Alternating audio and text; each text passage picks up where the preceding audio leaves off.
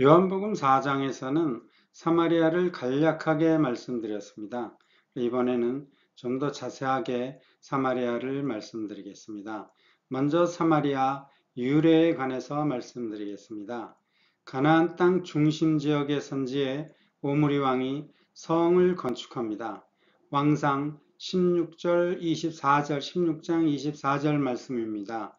저가 은 2달란트로 세멜에게서 사마리아 산을 사고 그 산 위에 성을 건축하고 그 건축한 성 이름을 그 산 주인이 되었던 세멜의 이름을 쫓아 사마리아라 일컬었더라. 아멘. 성을 건축한 당시에는 성만 사마리아라고 불리웠는데 북이스라엘 후반기에는 북이스라엘 지역을 사마리아로 지칭한 듯합니다. 패망 후에는 사마리아 성 주위로 많은 이방인들이 살게 되었는데 이때부터는 확실하게 북이스라엘을 사마리아로 지칭했습니다. 대략적인 위치는 형인 므낫세를 제치고 장자의 축복을 받은 에브라임 지파의 대부분의 땅과 요르단강 서쪽의 므낫세 지파 땅입니다. 그리고 모압이 비석에도 오므리의 이름이 기록되어 있습니다. 매매가 금지된 사마리아를 구입했는데 어떻게 구입했나를 한번 말씀드려 보겠습니다. 농사를 지었는지 목축을 했었는지는 알 수 없지만 비록 원 주인 세멜에게는 별로 중요한 토지가 아니었을지라도 성읍을 건축하려는 계획으로는 토지를 절대로 매매할 수 없었습니다. 레위기 25장 23절 말씀입니다. 토지를 영영히 팔지 말 것은 토지는 다 내 것임이라. 너희는 나그네여 우고하는 자로서 나와 함께 있느니라. 아멘. 토지를 영영히 팔지 말 것이라는 이 하나님의 말씀이 어폐가 있는 말씀 같지만 오늘날에도 러시아, 중국 등에서는 아파트 건물은 개인 소유지만 대부분 땅은 국가가 소유합니다. 그럼에도 매매가 될 수 있었던 이유는 야전사령관 출신 그리고 칼로 무장한 오브리 왕의 눈에는 사마리아는 꼭 필요한 천연의 요새였기 때문입니다.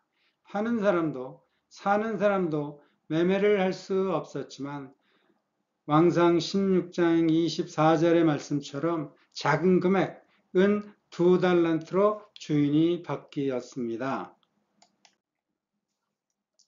은 2달란트의 가치가 얼마나 큰지 정확히 알 수는 없지만 별로 큰 금액이 아닌 것을 쉽게 짐작할 수 있습니다. 많은 주석에서는 싼 값의 땅을 넘기는 조건으로 지명의 땅 주인 자신의 이름을 넣는 조건을 달았기 때문이라고 합니다. 오므리 왕이 믿음이 있었던지 칼로 강탈하지는 않았습니다.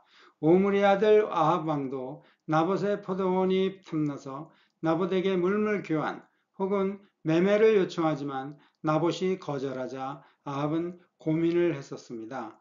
땅을 파는 나봇과 땅을 매입하는 아합 왕은 땅을 매매할 수 없는 사실을 알았던 것 같습니다.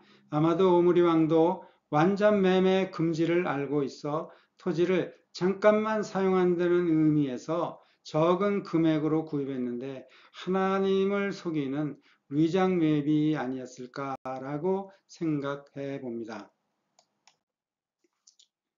사마리아는 천연의 요새였습니다. 오므리 왕은 디르사에서 6년을 치리하면서 여로보암이 세겜에서 디르사로 천도 당시 여브라함과 함께 이주해온 사람들의 후손들인 이 디르사 귀족들이 사사건건 자신과 대립하니 천도가 절실하던 중에 야전사령관 출신 우니 왕이 사마리아가 천연 요새임을 알아보고 사마리아 성은 철벽의 요새였는지 아수르 군대의 공격으로부터 3년을 버팁니다. 아수르 왕 살만 아셀의 침공으로 2년을 버텼는데 3년째 되던 해에 사르건 왕의 공격으로 점령되었습니다. 참고로 예루살렘 성도 바벨론 군대의 공격으로부터 1년 6개월을 버텼습니다.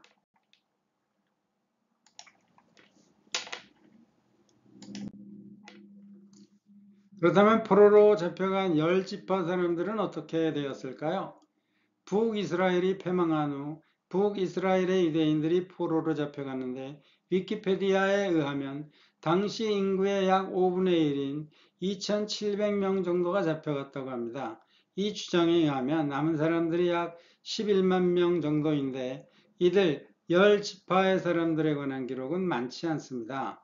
이대 히스기야 왕이 아버지 아하스 왕과 함께 통치하던 중 6년째 되는 해에 북이스라엘이 멸망을 합니다. 그리고 멸망 후 약 8년 후에 BC 715년경에 히스기야 왕이 예루살렘에서 유월절을 지키기로 계획하고 북이스라엘 사람들에게도 초청장을 보냅니다.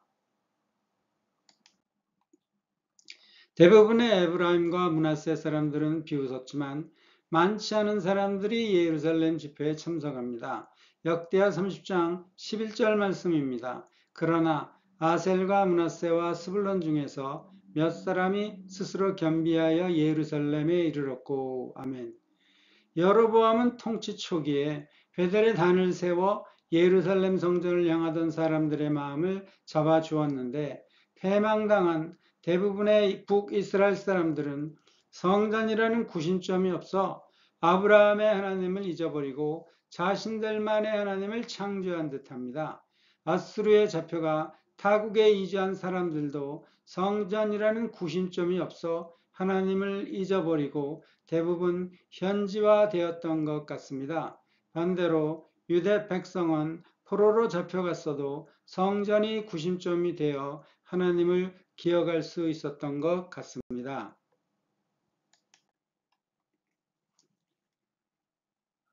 사마리아에 이방인들이 유입되었습니다.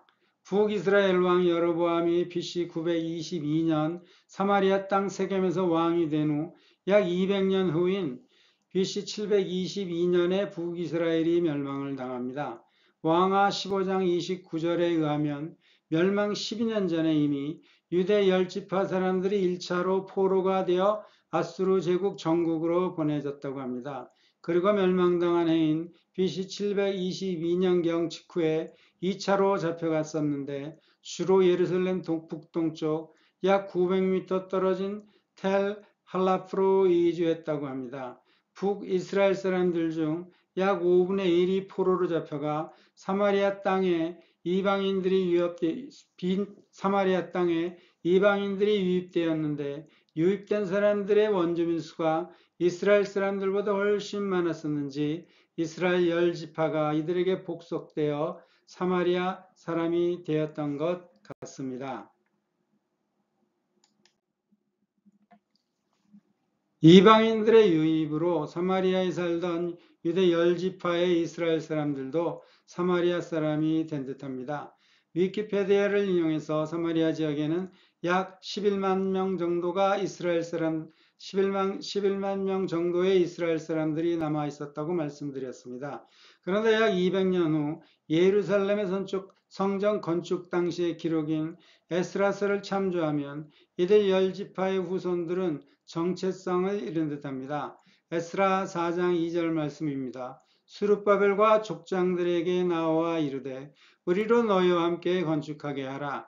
우리도 너희같이 너희 하나님을 구하노라. 아수르 왕 에살랐더니 우리를 이리로 오게 한 날부터 우리가 하나님께 제사를 드리노라. 아멘.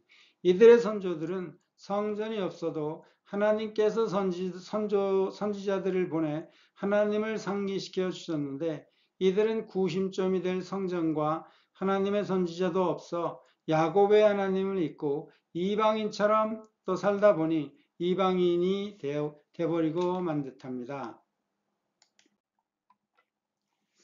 사마리아 민족의 구성원이 열왕기하 17장 24절 말씀에 기록되어 있는데 구성원들은 사마리아로 이주해온 사람들은 바벨론 사람, 구닷 사람, 아왓 사람, 하맛 사람, 스발 와임 사람들입니다.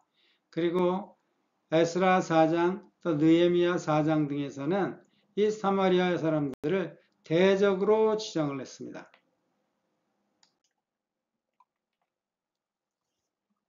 사마리아 사람들이 사자에 물려 죽었습니다. 사마리아로 강제 이주당한 사람들은 자신들이 섬기던 신들과 함께 이주해 와서 하나님의 약속의 땅에서 자신들의 우상을 섬겼습니다. 그래서 하나님이 진노하셔서 이 사자 라이온을 풀어 몇 사람을 죽이셨다고 왕하 17장 25절 말씀에 기록되어 있습니다. 그리고 왕하 17장 31절에는 사마리아 민족 구성원의 하나인 이 스발와임 민족이 자녀들을 불태워 자신들을 섬기던 신들에게 제사를 또 지냈다고 기록하고 있습니다. 구약에서 사자들에 물려 죽은 사람들이 말씀드리니까 전설에 나오는 이야기라고 생각하시는 분들도 계시지만은 사실 우리가 너무나도 잘 알고 있는 사건에서도 사자들에게 물려 죽었습니다.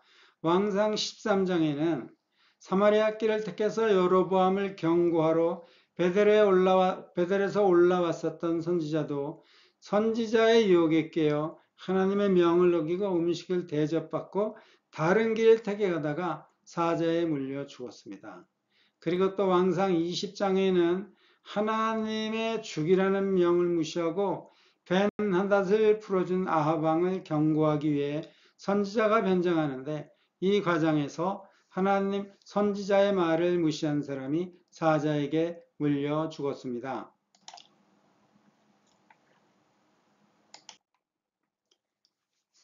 또 사마리아인들의 모세오경은 사자로 인한 것입니다. 열방 사람이 그 땅 신의 법을 알지 못하므로 사자에 물려 죽는다고 아스루왕 사르곤에게 알리자 사르곤 왕이 BC 721년경 이스라엘 사람 제사장을 베델 지역에 파송을 합니다. 파송받은 제사장이 베델 지역의 이방인들에게 하나님을 섬기는 법을 가리킵니다. 예수님 당시에는 사마리아의 우상 숭배가 사라진 듯한데 아마도 사자의 공격을 피하기 위해 이방인들은 자신들 우상과 하나님과 함께 섬기며 믿음 생활을 하다가 한참 후에는 자신들만의 하나님, 자신들이 창조한 하나님을 섬기게 된 듯합니다. 사마리아 성읍 주위에 살던 사람들이 예루살렘까지 내려와서 정착을 한 것을 우리는 알 수가 있습니다. 예루살렘 성전을 건축할 때 사마리아 사람들이 등장하는 것을 우리는 에스라, 느헤미야 등을 통해서 알고 있습니다. 예레미야 39장에 의하면 유대 사람들이 바벨론의 포로로 잡혀갔을 때 시위대장 느부라사단이 아무 소유가 없는 빈민을 유다 땅에 남겨두고 그날에 포도원과 밭을 그들에게 주었더라. 아멘. 예레미야 39장 10절 말씀이었습니다. 빈민만 남겼겠습니까? 노약자도 남기고 떠났을 것입니다. 사마리아 사람들이 빈민들과 노약자들만 살고 있던 예루살렘 지역에 쉽게 정착했을 것이고 이 사람들이 성전 건축 때 등장한 것이라고 생각을 합니다. 사마리아 사람들이 예루살렘까지 내려오게 된 이유를 저희 부모님 말씀으로 제가 한번 여러분들에게 말씀드리겠습니다. 저희 부모님이 1993년에 만주 용정을 방문하셨습니다. 식사를 하는데 김치가 없었다고 합니다. 한 달을 있었는데 김치를 볼 수가 없었다고 합니다. 왜 김치가 없을까 생각하고 결론을 내렸는데 만주에 사시던 대부분의 한국 사람들은 특별히 용정에 사시던 대부분의 한국 사람들은 해방을 맞아 한국 땅으로 돌아갔다고 합니다.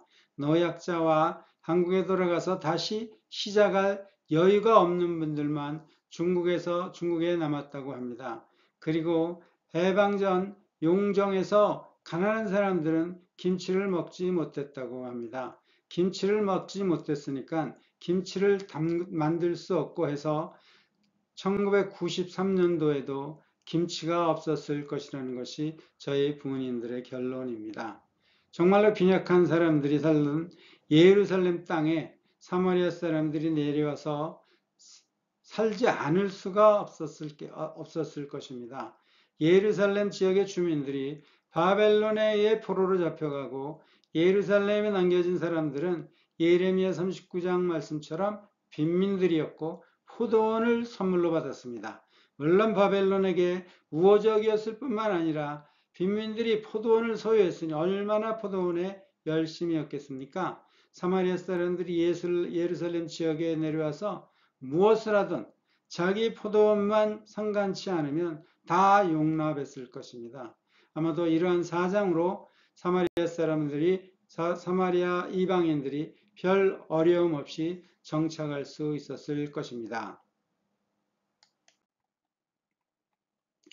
유대인과 사마리아인과의 갈등 시작은 우리가 잘 알고 있는 듯이 성전 건축이 계기가 되었습니다.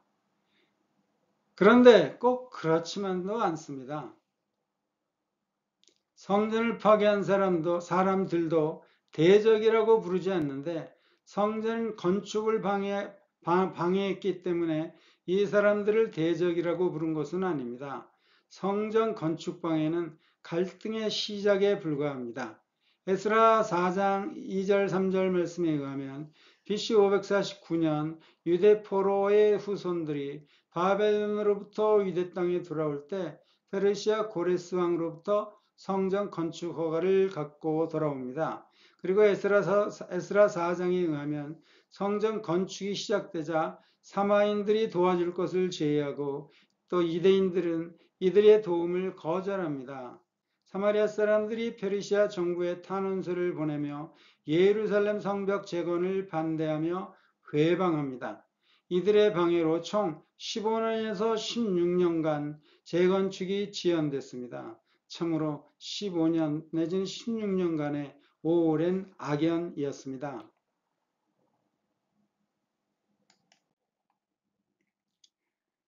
성전 건축 도움은 민족 말살 계획이었습니다.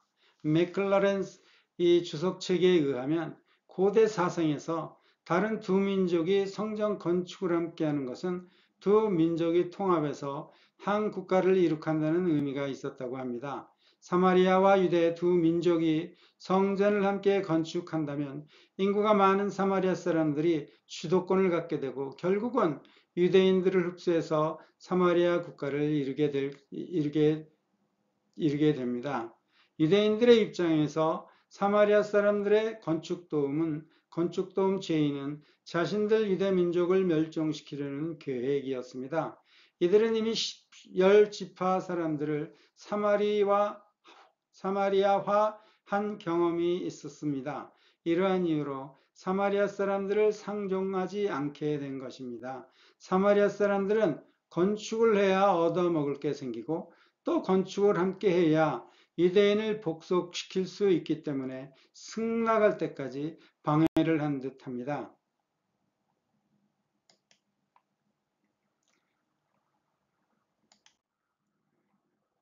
사마리아 사람들도 그리심산에 성전을 건축했습니다. 주전 5세기 중반에 사마리아 사람들도 호론 사람 산발랏 주도하에 그리심산에 성전을 건축합니다. 계기는 산발랏의 사회 문화세의 이혼 상담 때문이라고 말씀드렸습니다. 그러나 요세푸스의 글에 의하면 산발랏 가문의 영광을 위해서라고 합니다. 그리고 산발랏도 종교가 없어지면 민족의 구심점을 잃게 되고 결국에는 나라와 민족이 사라질 것으로 생각한 듯합니다. 북이스라엘 열지파를 예로 들어서 말씀드린 것처럼 사마리아 강제 이주 초기에는 많은 민족과 우상들이 있었지만 사르곤 왕이 이스라엘 제사장을 베델 지역에 파송한 후 이 제사장으로부터 배운 사마리아 사람들은 결국 우상을 버리게 되고 사마리아 민족이라는 한 민족이 되어 자신들만의 모세 오경도 소유하게 되었고 또 자신들이 창조한 하나님을 자신들만의 방법으로 섬겼던 사실로도 확인할 수가 있습니다.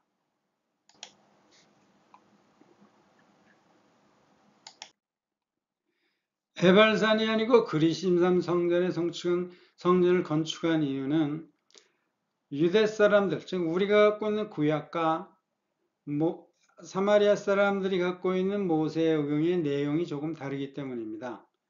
창세기 12장 7절에 의하면 아브라함이 세겜 땅에서 하나님 만나고 단을 쌓습니다. 그리고 창세기 33장 18절에 의하면 야곱도 세겜 땅에 하나님을 위한 단을 쌓습니다. 세겜 남쪽에 그리심산, 북쪽에 에발산이 위치한 것은 지난 시간에 말씀드렸습니다.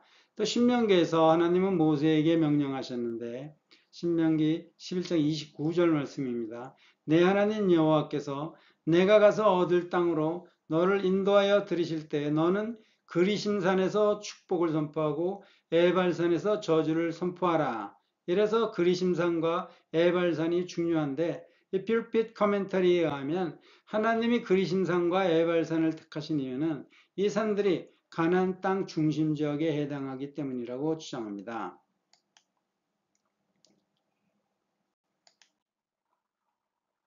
제가 말씀드렸듯이 우리 구약과 사마리아 모세 오경 차이 때문에 에발산이 아니고 그리심산의 성전을 건축했습니다.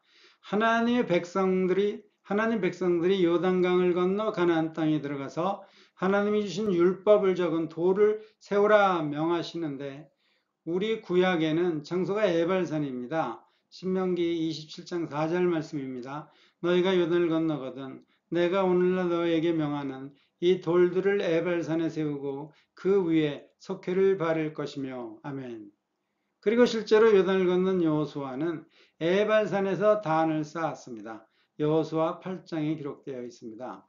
그런데 위키피디아에 의하면 사마리아 경전과 쿰란 문서에도 에발산이 아니고 그리심산에 이 돌 비석을 세우라고 명하셨다고 기록되어 있습니다. 이러한 이유로 사마리아 사람들이 그리심산에 성전을 건축한 것입니다. 위키피디아에 의하면 오늘날의 사마리아 사람들도 이 그리심산에 올라가서 유월절과 칠칠절과 또 초막절을 지킨다고 합니다. 요한복음 4장 24절 말씀입니다. 이 산에서도 말고 예루살렘에서도 말고 너희가 아버지께 예배할 때가 이르리라. 아멘. 뜬금없이 4장 24절 말씀을 왜 봉독드리냐고 생각하실 수도 있는데요. 하나님은 자신의 이름을 두실 장소를 예루살렘이라고 하시지 않았습니다. 그 거하실 곳으로 말씀하셨다는 사실을 알려드리기 위해서 요한복음 4장 24절 말씀을 제가 들고 설명드리는 것입니다. 신명기 12장 5절 말씀입니다. 오직 너의 하나님 여호와께서 자기 이름을 두시려고 너의 모든 지파 중에 택하신 그 거하실 곳으로 찾아 나아가서 아멘. 예루살렘이 아닌 것은 이제 확인하셨습니다. 하나님이 만약에 예루살렘이라고 장소를 지정해 주셨는데 예수님께서 예루살렘에서도 말고라고 말씀을 하실 수 있겠습니까?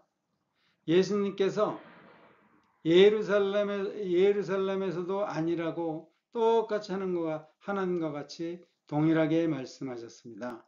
그렇다면 다윗 왕이 선택하고 솔로몬 왕이 건축한 예루살렘은 무엇인가요? 라는 의문을 당연히 가지셔야 합니다. 물론 하나님이 거하시는 성전입니다. 그런데 하나님이 신명기 12장에서 말씀하실 때 의도하신 장소는 아닙니다. 하나님이 의도하신 장소가 아닌 듯한 사실을 역대하 1장 말씀에서 확인할 수 있는데요. 4절 말씀을 참조하면 하나님의 궤는 다윗 왕이 새로 천막을 친 예루살렘에 있었고 또 5절 말씀을 참조하면 부살렐이 지은 놋단은 여호와의 장막 앞에 있는데 여호와의 장막은 기브온에 있었습니다. 우리가 놋 제단과 옛 성막 그리고 하나님의 궤가 떨어져 있었습니다.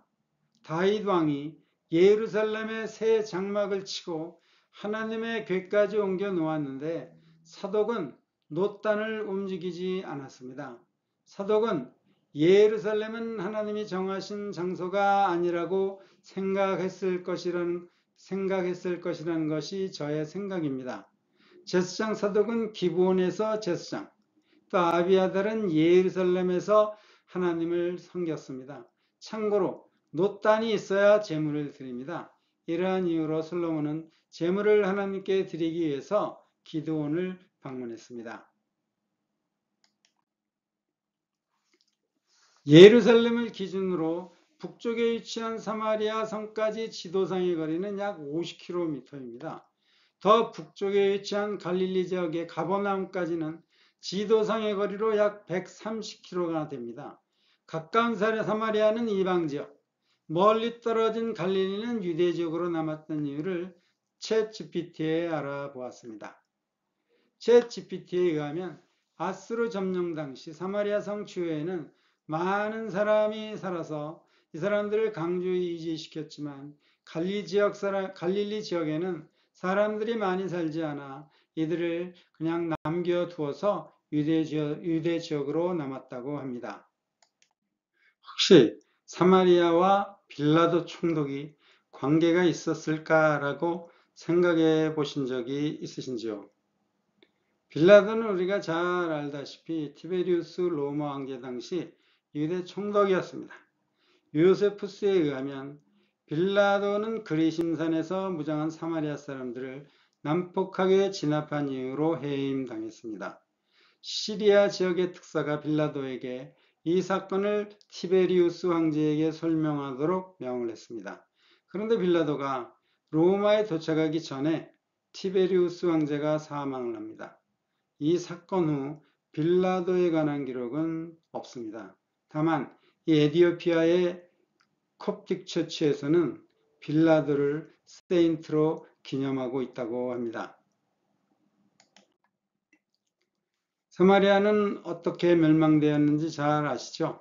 사마리아는 아수르 왕 살만에셀이 2년 이상 포위당한 채 공격을 받아 인구가 감소했고 포위 공격 3년째 사르곤에 의해 멸망되었습니다. 그리고 약 400년 후 BC 330년경에 알렉산더 대왕에 의해 점령되고 헬라인들의 거주지가 되었다고 합니다. 그런데 일부에서는 알렉산더의 침공은 또 없었다고 주장하는 사람들도 있습니다.